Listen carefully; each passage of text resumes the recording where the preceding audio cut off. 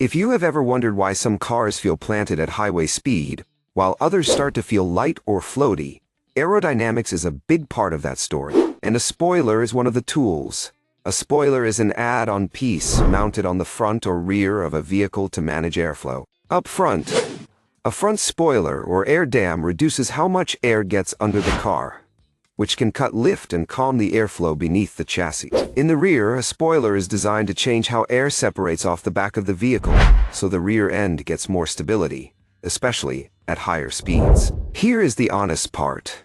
A spoiler does not add weight in the literal sense. It adds downforce, meaning aerodynamic force pushing the car down as air moves over it. That extra downforce can improve traction and stability when speed is high enough for aerodynamics to matter. That is why you see spoilers on performance cars and race cars where high-speed cornering and stability are critical. On everyday street cars, many spoilers are more about styling, and the functional benefit depends on the design and the speed range you actually drive in. So the practical takeaway is, a real aerodynamic spoiler is about airflow control and stability, not just looking sporty.